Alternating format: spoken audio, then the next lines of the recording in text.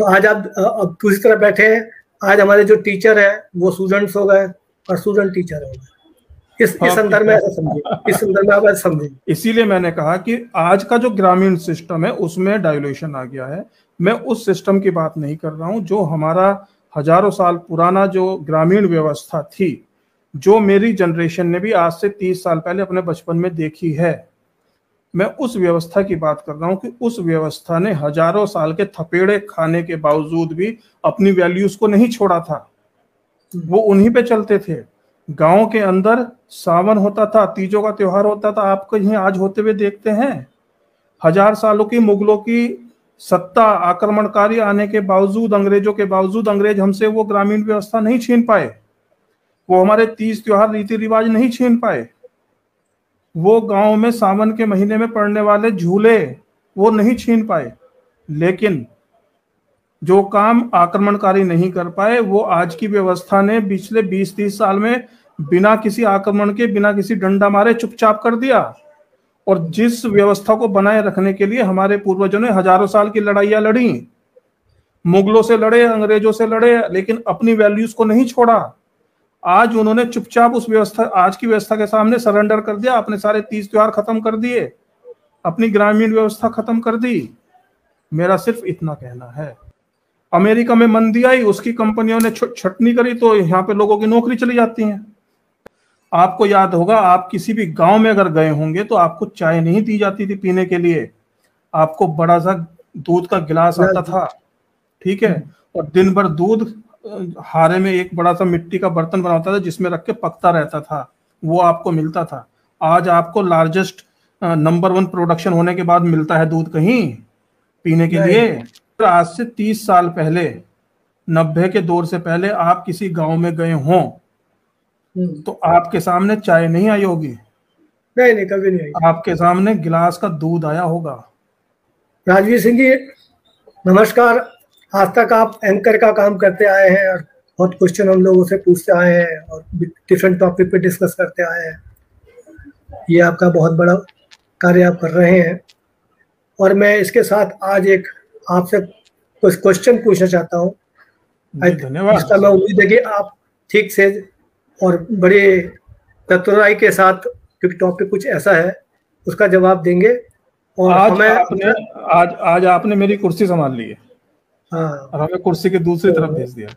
हाँ, तो आज आप अब दूसरी तरफ बैठे हैं। आज हमारे जो टीचर है वो स्टूडेंट्स हो गए और स्टूडेंट टीचर हो गए। इस संदर्भ में ऐसा समझिए, इस संदर्भ में आप ऐसा समझें। तो मुझे उम्मीद है कि आप जो जवाब देंगे वो आम आदमी के लिए बहुत ही लाभप्रद होंगे, क्योंकि बिकॉज आप तो वही जाता है, एंकर है, बहुत सारे इंटरव्यू लेते रहते हैं। तो मुझे ऐसी उम्मीद है। तो मैं आज आपके सामने एक विषय रखता हूँ ग्रामीण व्यवस्था के ऊपर, प्रॉस्पेरिटी ऑफ विलेजेस। हमारे यहाँ मैं समझना चाहता हूँ आपसे, हमारे जो पहले ग्रामीण व्यवस्था थी और आजकल का जो प्रेजेंट सिनेरियो है, जो हमारी आज अर्थव्यवस्था चल रही है ग्राम में, या बेसिकली हमारा कंट्री जो है वो कृषि प्रधान देश है शुरू से ही। सब जानते हैं 80% 90% यहाँ कृषि होती है, उसके ऊपर डिपेंड करते हैं। हर प्रोडक्ट उसके ऊपर डिपेंड करता है। खाने पीने के सारे प्रोडक्ट, रॉ मटेरियल वहाँ से आता है और प्रोसेस बड़े बड़े शहरों में इंडस्ट्रीज में होता है। तो पहली ग्रामीण व्यवस्था में और आज के सिनेरियो में आमदनी वाइज या उनका विकास वाइज क्या डिफरेंस समझते हैं कि आज ग्रामीण लोग ज़्यादा उन्नति पे हैं या ज़्यादा स्वस्थ हैं या ज़्यादा उनका उन्नति हो रही है आज के सिनेरियो में, या पहले अच्छे थे? कृपया करके बताएं थोड़ा। जी धन्यवाद अवधेश जी, बहुत अच्छा सवाल आपने किया और मेरे मन के बहुत नजदीक का प्रश्न ये है। और इस प्रश्न को मैं 2 भागों में बांटूंगा। भारत की ग्रामीण व्यवस्था, जब मैं भारत की ग्रामीण व्यवस्था कह रहा हूं तो मैं भारत की आज की ग्रामीण व्यवस्था नहीं कह रहा हूं, मैं भारत की पुरातन ग्रामीण व्यवस्था कह रहा हूं जिस पर भारत बहुत लंबे समय तक चला। चूंकि दौर तरक्की का आ गया, मॉडर्न युग आ गया, आर्थिक उदारीकरण आ गया, तो उसका प्रभाव आज की हमारी ग्रामीण व्यवस्था में भी दिखाई दे रहा है। वो जो खामियां आज की व्यवस्था में है, वो खामियां आज की जो भारत की ग्रामीण व्यवस्था वहां भी पहुंच गई है। लेकिन मैं बात कर रहा हूं उस दौर से पहले के दौर की, जब भारत पूरा जो कहते थे कि गांवों का देश है। तो उसमें और आज की व्यवस्था में मैं कंपैरिजन देने का प्रयास करूंगा। देखिए आज की व्यवस्था क्या है, आज की जो व्यवस्था है वो है फाइनेंस की, धन, तरक्की। आज की व्यवस्था ने हमें क्या दिया? सपोज इस दुनिया के किसी भी हिस्से में कहीं पर कोई डिस्प्यूट हो जाता है, कोई लड़ाई हो जाती है, कोई युद्ध हो जाता है, कोई वार होती है, अमेरिका किसी वार में संलग्न हो जाता है, तो लड़ाई किसके बीच में हो रही है? अमेरिका और किसी दूसरे देश के बीच में।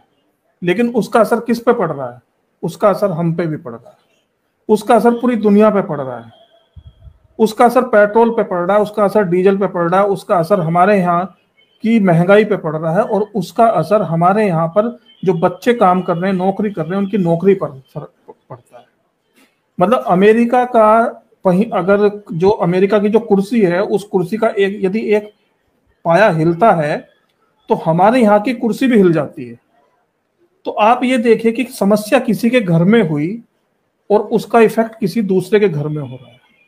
आप खुद सोचिए, क्या ये व्यवस्था एक उचित व्यवस्था है? फॉर एग्जाम्पल, आपका कोई पड़ोसी है, उसके घर में समस्या है, उसकी वजह से अगर समस्या आपके घर में आने लगे तो ये एक उचित व्यवस्था नहीं है। लेकिन भारत की जो ग्रामीण व्यवस्था थी, अपने आप में, यदि आप भी ग्रामीण व्यवस्था से काफी जुड़े रहे हैं, आपने भी देखा होगा, भारत की ग्रामीण व्यवस्था अपने आप में एक इंडिपेंडेंट व्यवस्था थी, एक स्वतंत्र व्यवस्था थी।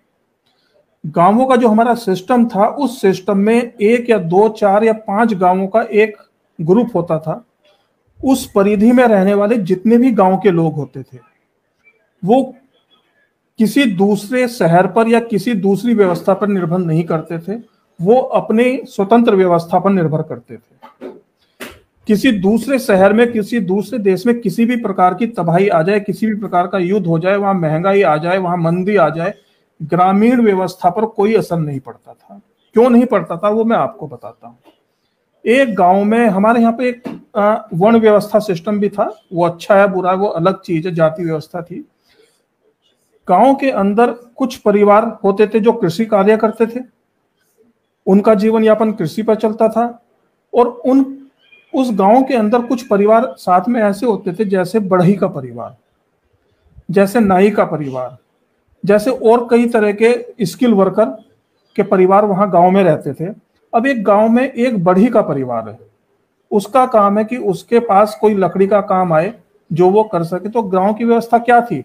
हमारी चारपाई हुआ करती थी, खाट हुआ करती थी, कृषि से संबंधित उपकरण हुआ करते थे जिसकी ठुकाई पिटाई बढ़ई के द्वारा की जाती थी, फावड़ा बनाना, ये बनाना, लोहार का काम भी वहां पर था। तो उस व्यक्ति को, जो वो स्किल वर्कर था, उसे अपना कस्टमर देखने के लिए किसी बाहर देश में, किसी बाहर शहर में नहीं जाना होता था। वो अपने घर के अंदर ही रहकर अपनी रोजी रोटी का जुगाड़ करता था। एक गांव के अंदर 500 परिवार हैं, 500 लोगों का काम उसके पास आता था, वो उनका काम करता था, और उसकी जगह उस काम के बदले में उसको वस्तु मिल जाती थी। वो वस्तु अनाज के रूप में होती थी या किसी दूसरे रूप में होती थी। तो पूरी जिंदगी, पूरे उसको व्यक्ति को जीने के लिए क्या चाहिए होता? रोटी, कपड़ा और मकान। लेकिन ना एक मिनट में पूरा कर देता हूँ, ठीक है? तो आप उसको मैं समझाने का प्रयास कर रहा हूँ। तो अगर अमेरिका में मंदी आई, जैसे 2008 में मंदी आई, तो उसका असर क्या पड़ा? चूंकि अमेरिका की कंपनी यहाँ पे काम कर रही है, वहां मंदी आई तो यहाँ पे लोगों के एम्प्लॉइज को नौकरी से निकाल दिया गया। अगर हम इस व्यवस्था पर निर्भर नहीं होते, हम अपनी ही ग्रामीण व्यवस्था को, उसको और एनरिच करके स्ट्रॉन्ग बना रहे होते, तो चाहे अमेरिका में मंदी आए, चाहे रूस में मंदी आए, चाहे यूरोप में मंदी आए, चाहे अमेरिका यूरोप जंग लड़े, चाहे कोई भी लड़े, लेकिन भारत का जो नागरिक था उसके जीवन पर कोई असर नहीं पड़ने वाला था, क्योंकि उसको अपने जीवन यापन करने के लिए जो भी साधन चाहिए थे वो सब उसकी 2, 4 या 5 किलोमीटर के दायरे में उसके उपलब्ध थे। उसको बार्बर भी वहीं मिल जाता था, उसको बढ़ई भी वहीं मिल जाता था, उसको अपना अनाज बेचने के लिए गांव में सब व्यवस्था थी। तो मेरा कहना यह है कि ठीक है, वर्तमान युग में हम जैसे बढ़ रहे हैं वो ठीक है, लेकिन अगर किसी दूसरे की नौकरी चली जाए और उसकी वजह से मेरे घर की इनकम भी बंद हो जाए, वो सिस्टम आप पसंद करेंगे? या वो सिस्टम पसंद करेंगे कि किसी दूसरे का जो भी नौकरी गई या उसके यहाँ जो मंदी आई, लेकिन मेरे ऊपर कोई उसका असर नहीं पड़ा? 2008 में हमने देखा जब मंदी अमेरिका में आई तो उसका असर भारत में पड़ा, नौकरियां गई। कोरोना का समय है, कोरोना के समय पर बहुत से लोगों की नौकरियां चली गई। अगर हम अपनी ग्रामीण व्यवस्था में वो लोग जी रहे होते तो क्या वो इन सिचुएशन का इन सिचुएशन को फेस करते? तो मेरा कहना है कि जो भारत की ग्रामीण व्यवस्था थी, ये हमारी एक बहुत बड़ी धरोहर थी, पूंजी थी, जिसको वर्तमान में हमने लगभग उसको खत्म तो नहीं कहूंगा, लेकिन उसमें डाइल्यूशन कर दिया है, उसमें पोल्यूशन आ चुका है। तो हर देश अपनी एक व्यवस्था बना के रखता है। मेरा कहना सिर्फ इतना ही है कि हमें अपनी व्यवस्थाओं पे ध्यान देना चाहिए। जी, मेरा कहना मतलब ये आपने कहा, ये बहुत अच्छा बताया और बहुत हद तक सही बात है। लेकिन मेरा एक क्वेश्चन इसमें ये बनता है कि यदि आपने कहावत सुनी होगी, a frog in the well, कुआई मेंढक। हमारे पास जितना साधन है हम उसको बढ़ाना नहीं चाह रहे हैं। जो आपकी व्यवस्था है यदि उसको बढ़ाते हैं, जब अकाल पड़ता था हम जब नेचर पर डिपेंड करते थे, हमारे पे इतने इरिगेशन प्रोजेक्ट्स नहीं थे, इतनी चैनल्स नहीं थी, रिवर्स नहीं थी, इतनी कैनाल्स नहीं थी कि हम उसको डेवलप कर सके। जब प्रोडक्शन 10 किलो की होती थी, आज उसी फील्ड में प्रोडक्शन 100 किलो की, 50 किलो की हो रही है। और इसके बाद जब अकाल पड़ता था तब हमारे आदमी बहुत मर जाते थे। जैसे महामारी आ गई, एपिडेमिक आ गया, तो क्या कि हमारे पास उतने साधन नहीं होंगे उस टाइम। उन साधनों जुटाने के लिए उनके लिए टेक्नोलॉजी चाहिए। टेक्नोलॉजी है बाहर से लाए। एक मिनट, हम विषयांतर हो रहे हैं। हमने कितना प्रोडक्शन क्या हमें उस विषय में, मेरा जो कहना था कि जो हमारी ग्रामीण व्यवस्था थी, ग्रोथ कीजिए, सब कुछ कीजिए, उसका जो एक स्ट्रक्चर था, उस स्ट्रक्चर को बिना टच किए, उसको बिना तहस नहस किए हम उन चीजों को उसके अंदर एनरिच कर सकते थे। हमें एक ऐसी व्यवस्था बना के रखनी चाहिए थी जो हमारे पूर्वजों ने कई हजारों साल तक दी है।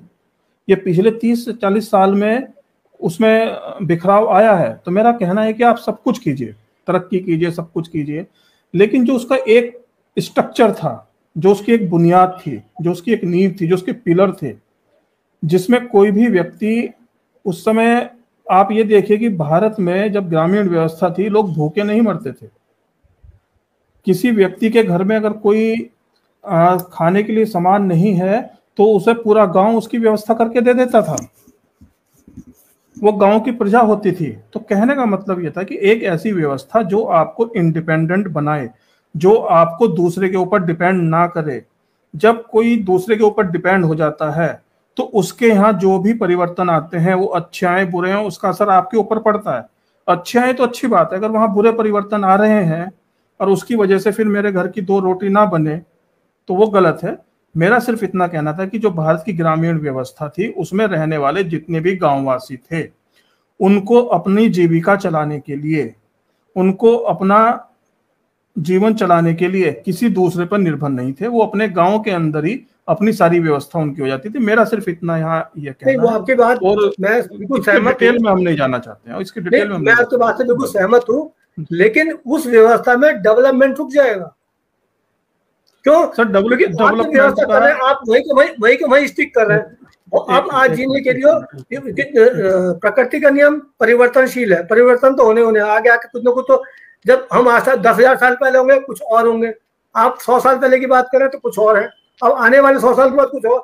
तो उनका कोई सिस्टम ऐसा डेवलप, आपके पास सही है, कंटेन कर देना चाहिए उस सिस्टम को वहीं उसी जगह पे, लेकिन उसके अंदर कुछ ना कुछ ऐड करना पड़ेगा आपको, उसको स्ट्रेंथन करने के लिए उस सिस्टम को जो आप बता रहे हैं, लेकिन कुछ ना कुछ मॉडर्नाइज वे में करना पड़ेगा। मेडिकल फैसिलिटीज है आपका मतलब वही मिल जानी चाहिए। मैं जो समझ रहा हूँ, मैं आपकी बात समझ गया। हम उसको बहुत डिटेल में जा रहे हैं, हम छोटा सा ही प्रोग्राम रखते हैं।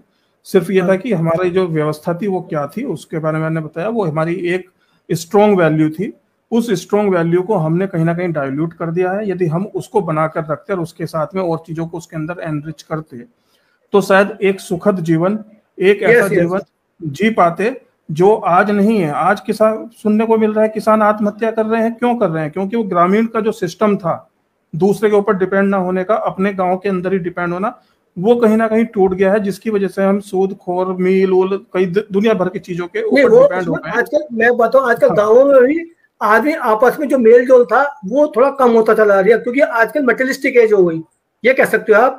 गाँव में भी जो पहले, इसीलिए मैंने कहा कि आज का जो ग्रामीण सिस्टम है उसमें डाइल्यूशन आ गया है।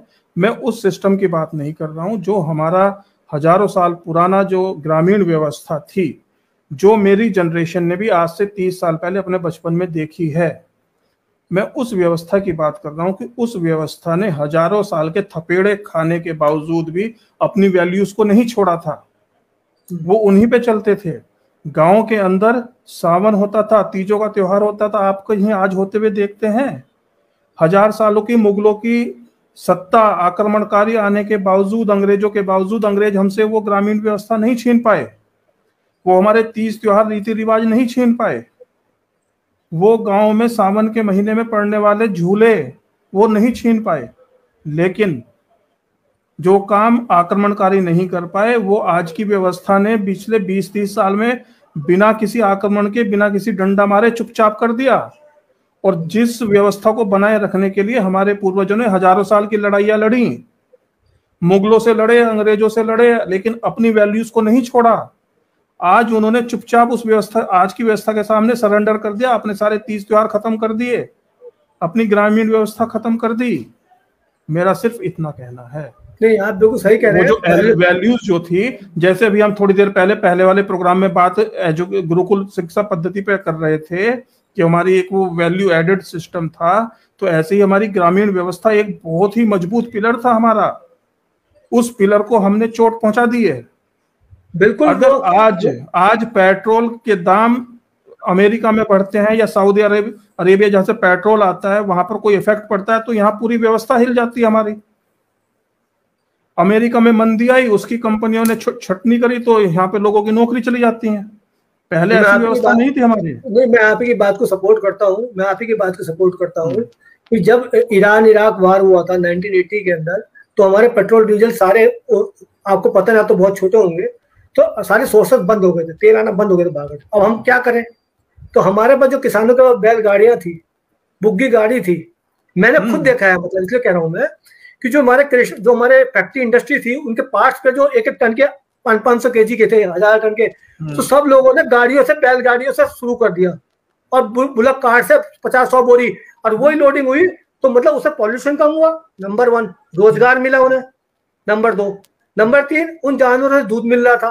तो पेट्रोल डीजल को भी हमने फेस किया है मेरी अपनी लाइफ के अंदर 40 साल पहले। हाँ, तो ये जो आपने बात, मेरा यही कहना है कि पड़ोसी की गाड़ी है, उसकी गाड़ी स्टार्ट नहीं हो रही है, लेकिन उसका एक संबंध मेरी गाड़ी से भी कर दिया कि भाई उसकी गाड़ी स्टार्ट नहीं, तो मेरी भी स्टार्ट नहीं हो रही है। अरे उसकी गाड़ी स्टार्ट नहीं हो रही तो उसकी ना हो, मेरी गाड़ी स्टार्ट हो। मेरा कहने का मतलब है कि ऐसी व्यवस्था में हमें रहना चाहिए। अगर किसी दूसरे की व्यवस्था में कुछ गिरावट आ रही है, तो कम से कम हमारे देश का जो पहिया है वो नहीं रुकना चाहिए, वो चलते रहना चाहिए। तभी किसी दूसरे की गाड़ी का पहिया रोकने से यदि मेरे देश का पहिया रुक जा रहा है, तो व्यवस्था हमारे लिए खतरनाक है। वो खतरनाक इसलिए है कि वो दूसरा देश जो है, दूसरी व्यवस्था जो, जिस दिन वो हमारे यहाँ कुछ गड़बड़ करना चाहे तो हमारी गर्दन मरोड़ देगा। उसके पास कैपेसिटी है 500 करोड़ का लॉस करने की, वो अपने 500 करोड़ का लॉस करके आपको 6000 करोड़ का लॉस दे देगा। अब मैं चाहता हूं कि हमारी ग्रामीण व्यवस्था थी, वो अपना कितना लॉस करता रहे, हम पे फर्क नहीं पड़े, तो बढ़िया है। तो ये ग्रामीण व्यवस्था हमने खत्म कर। जी, इसी हैप्पी नोट के साथ खत्म करते हुए मैं लास्ट में आपसे यही पूछना चाहता हूँ कि आप जो है गवर्नमेंट को या आम जनता को क्या संदेश जाना चाहते हैं नटसेल के अंदर, कि अब हमें क्या करना चाहिए जो कि ये चीज सुदृढ़ रहे हमारी ग्रामीण व्यवस्था, और कभी यदि हमारी मॉडर्न व्यवस्था फेल होती है तो ग्रामीण लोग उसमें कितना सहयोग कर सकते हैं, उसकी हम क्या कल्पना कर सकते हैं, और कैसे वो हमारी हेल्प कर सकते हैं। मेरा सिर्फ इतना कहना है कि मॉडर्न व्यवस्था के साथ साथ अपनी जो व्यवस्था थी उसको खत्म मत कीजिए। आपके पास घर में 2 गाड़ी हैं, एक गाड़ी अगर खराब हो जाती है तो दूसरी गाड़ी आप तैयार रखिए जिससे आप अपने घर चला सकें। आप पूरी की पूरी व्यवस्था उठा के एक मॉडर्न व्यवस्था में मत डालिए।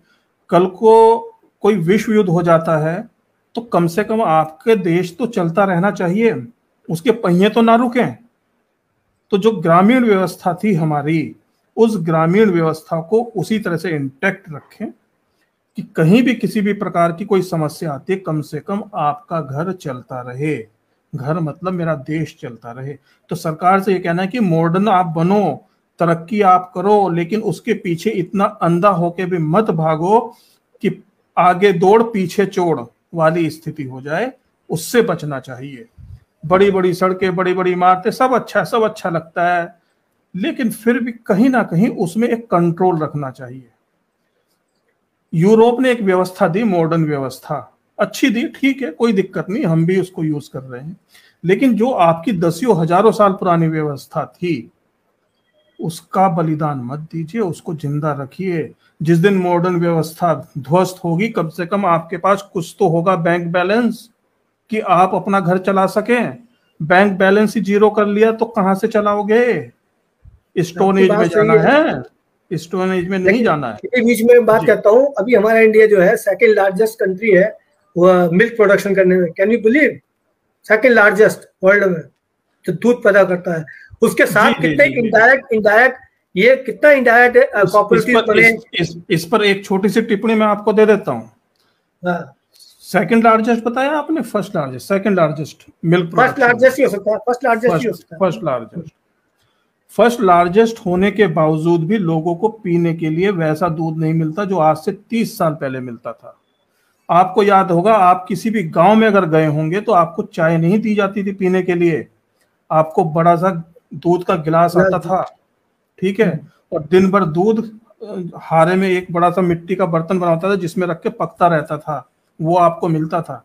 आज आपको लार्जेस्ट नंबर 1 प्रोडक्शन होने के बाद मिलता है दूध कहीं पीने के लिए?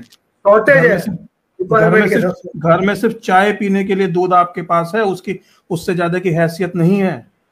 तो मुझे नहीं पता कैसा लार्जेस्ट प्रोडक्शन हम कर रहे हैं। जब हमारे पास ग्रामीण व्यवस्था थी तो घरों में दूध था, मट्ठा था, छाछ था। आज 50 रुपए का खरीदना पड़ता है, 60 रुपए का दूध। किसी के घर में दूध नहीं है। आजकल दूध की कंजम्पशन बहुत बढ़ गई है कि बहुत मिल्क के प्रोडक्ट बनने लगे, इसलिए दूध की शॉर्टेज और पॉपुलेशन का जो कंट्रोल, पॉपुलेशन बहुत बढ़ चुकी है। 33 करोड़ से कहां 140 करोड़ आ गई है। मैं सिर्फ आपसे यही प्रश्न कर रहा हूं, फिर इसको खत्म करते हैं, कि अगर आज से 30 साल पहले, 90 के दौर से पहले आप किसी गांव में गए हों तो आपके सामने चाय नहीं आई होगी? नहीं, कभी नहीं आई। आपके सामने गिलास का दूध आया होगा, ठीक है। चलो, डिस्कशन बहुत ही अच्छा रहा।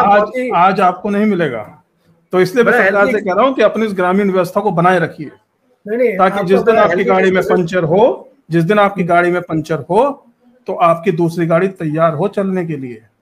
नहीं, वो बिल्कुल सही रहा। और आज भी ग्रामीण उसके ऊपर ही हमारी इकोनॉमी स्टैंड कर रही है, और वो काफी मतलब हमारे लिए, उसी लिए आज हम जिंदा हैं। और दूसरे कंट्री पे पेट्रोल है, सब कुछ है, खाने के अन्न नहीं है। इसलिए ग्रामीण जो होना, हमारा कृषि प्रधान देश रहा है, और मैं चाहता हूँ कृषि प्रधान देश रहे। और जैसे आप व्यवस्था बता रहे हैं, उसको गवर्नमेंट कोशिश करे कि हम आम आदमी कोशिश करे कि उस व्यवस्था को मजबूत बनाया जाए और वैसे ही रखा जाए जिससे कि सब लोग स्वस्थ रहे। इसी नोट के हैप्पी नोट के साथ एक छोटा सा उदाहरण देता हूं और फिर इसको खत्म करते हैं। वेनेजुएला एक कंट्री है, आपके सामने जीता जाता उदाहरण है। आज से 10 या 15 साल पहले बहुत रिच कंट्री हुआ करती थी, वो इसी मॉडर्न व्यवस्था पे चलती थी, इसी तेल की इकोनॉमी पे चलती थी। आज उसकी स्थिति ये हो गई है कि उसके नागरिकों को जो कूड़े का ढेर होता है, उसमें जो बचा हुआ खाना रह जाता है, उसको उठा के खाते हैं। अगर हमारी ग्रामीण व्यवस्था होती, नहीं, आपकी बात सही है, वो लाखों रुपए की बिराड़ा, उन्होंने अपना सिस्टम सही नहीं करा, अब वो अंधे रहे, पैसा इतना आ रहा था, तो उस चक्कर में वो उनका लाखों रुपए की ब्राइड मिलती है, उनकी इन्फ्लेशन रेट बहुत चली गई है। मेरे घर के पीछे के खेत में यदि गेहूं पैदा हो रहा है, चावल पैदा हो रहा है, सब्जी पैदा हो रही है, तो दुनिया में कहीं भी मंदी आ जाए, मेरे घर का चूल्हा बंद नहीं होगा। मैं सिर्फ ये कह रहा हूँ, इसीलिए हिंदुस्तान जिंदा है। इसीलिए क्योंकि हिंदुस्तान में रिसोर्सेज भगवान की दुआ से, नेचुरल रिसोर्सेज, सनलाइट, वाटर्स वगैरह काफी दिए गए हैं, और किसान कृषि प्रधान देश है। और इसी नोट के साथ हम आज का डिस्कशन यही खत्म करते हैं।